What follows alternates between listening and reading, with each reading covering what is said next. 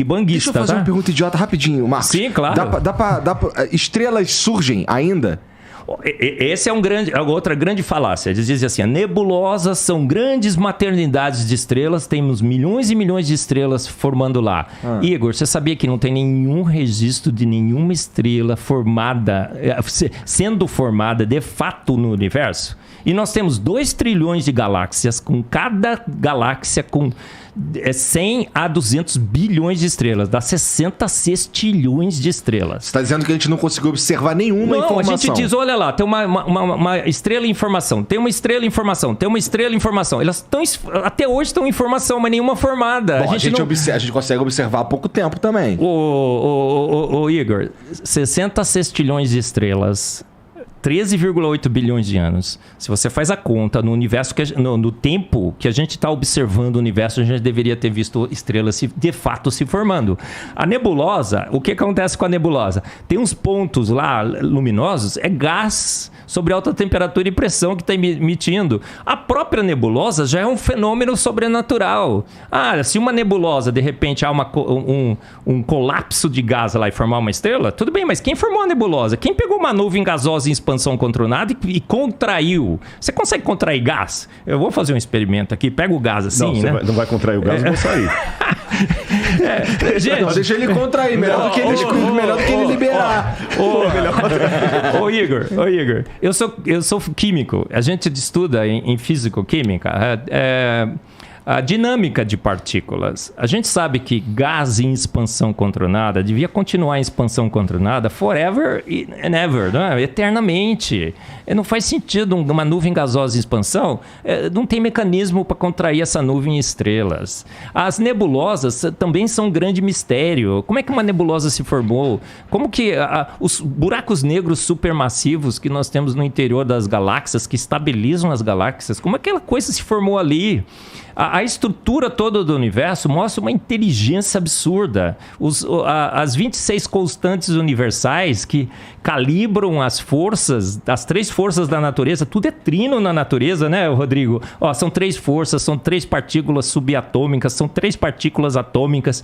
E essas 3 forças são calibradas por 26 constantes universais. E o ajuste é tão fino que se você mudar qualquer uma dessas constantes, uma casinha que for depois da vírgula, o universo todo se desfaz. Então, por isso que eu não creio em Deus. Eu tenho certeza absoluta que ele existe. Eu não creio que Deus fez o universo. Eu tenho certeza absoluta que ele fez.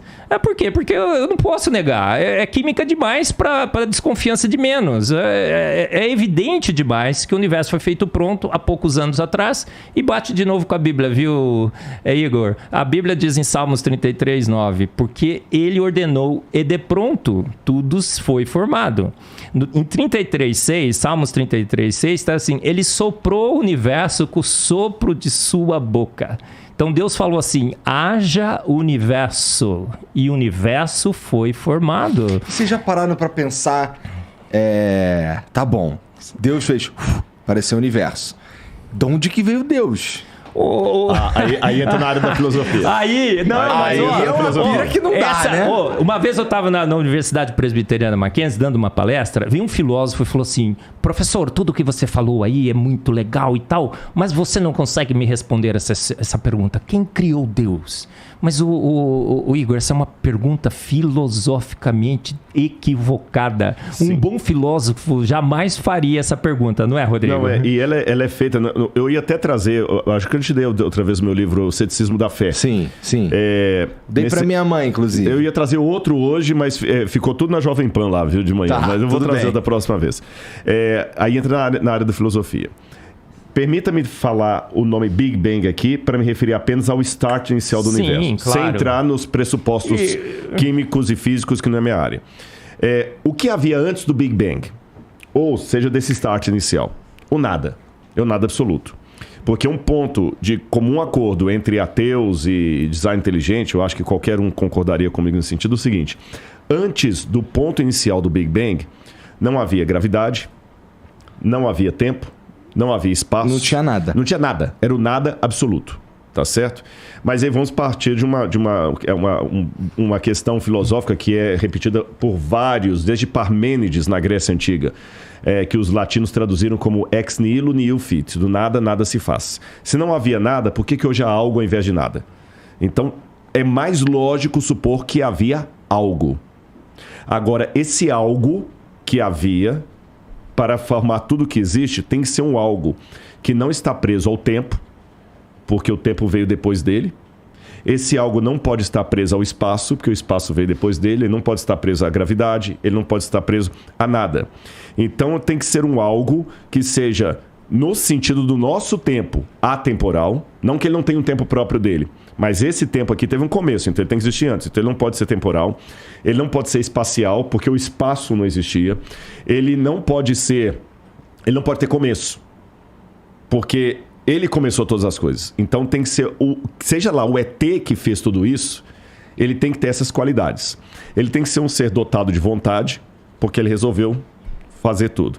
Ele tem que ser um ser dotado de design, porque ele criou coisas com desígnio.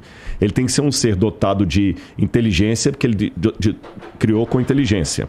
Esse ser, então, não pode ter sido criado por nada, porque se ele foi criado por nada, a única coisa que eu faço do ponto de vista filosófico é deslocar a pergunta mais para trás. Uhum.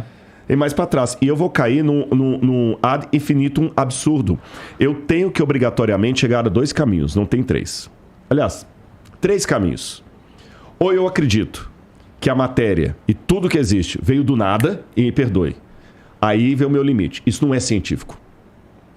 Porque, mas é provado. Não, então vamos falar de método científico agora. Eu vou até pedir licença para entrar na sua área. Eu li muito, desde os primórdios do método científico lá com Francis Bacon, depois as leis de Stuart Mill. O método científico ele tem que ser replicável, ele tem que ser observável, ele tem que ser visto em laboratório, ele tem que ser falseável. Por exemplo, até desse exemplo hoje de manhã. Como é que eu posso provar para você que gasolina de carro não funciona para avião? É simples, é falseável. Você pega a gasolina do carro e coloca lá.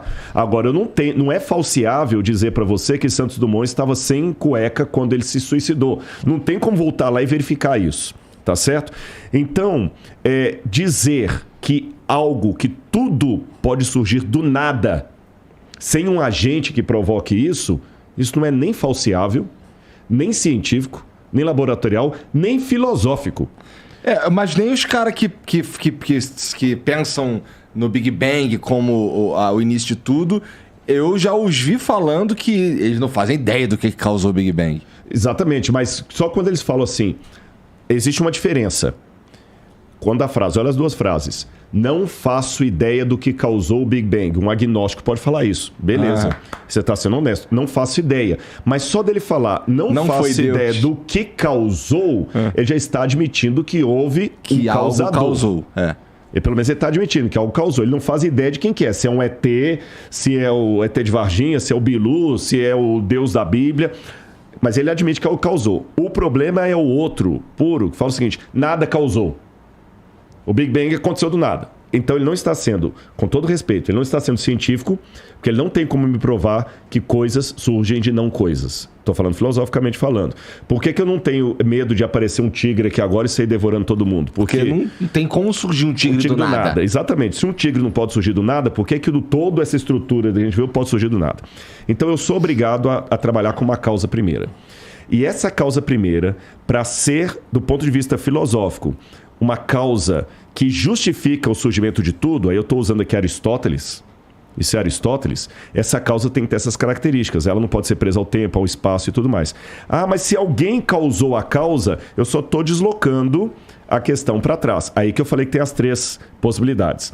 Ou eu vou cair no absurdo de falar que o universo surgiu sem causa, o que não faz sentido, ou eu vou falar que sempre teve uma causa causando outra causa, eu vou cair no infinito absurdo, que também não faz sentido, porque tem evidências que o universo começou, ou eu caio num terceiro, que para mim é o mais lógico. Houve uma causa primeira que formou tudo isso, e quando eu vejo as características dessa causa primeira com o Deus que a Bíblia apresenta, eu vejo que dá match.